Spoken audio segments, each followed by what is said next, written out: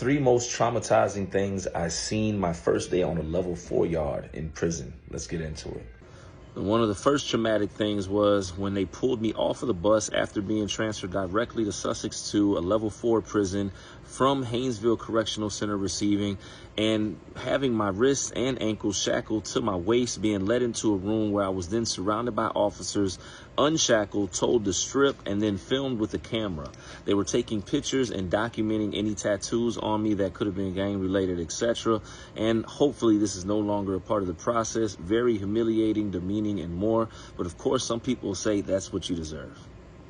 The next most traumatizing thing that I think I noticed or paid attention to, because there was a multitude of things that happened just in that first 24-hour period, was when I was walking down the boulevard with other people that had got transferred with me on site or onto that institution. And two of the individuals had already been there, and they began to point out what looked like rust stains on the boulevard, but they were actually stains from, well, we'll just say body fluids. An individual that had been harmed and things had dropped from his body onto the ground, essentially. Sussex 2 was an extremely violent prison. Anybody that's been there knows. And immediately, this was one of the most haunting things that to this day I can remember, being able to look on the boulevard, the cement of the path that I was taking into the prison or into the dorm, housing unit, etc., that I would be staying in. Yeah. That was one of the second things, or one of the other things that I noticed.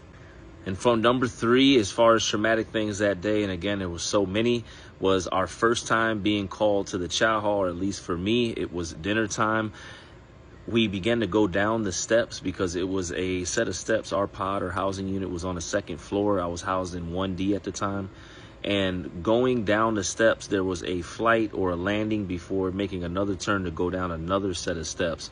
And what I'll tell you is, immediately I remember my cellie, who was an OG, an old head or whatever, who was a pretty cool guy, told me, man, just keep looking forward.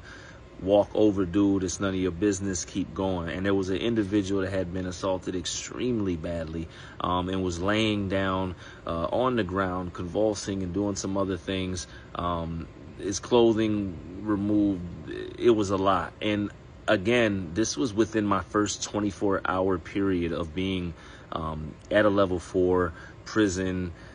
And I got a bunch of other things, but I just want to illustrate or paint the picture so people can understand, like, trauma's real and you're immediately thrust into that. And I would say, though, there is definitely trauma attached to the jail, going to court, all that. When you get to prison, it's a whole nother monster. If you see in my content, my message is always the same. We're not glorifying. I'm just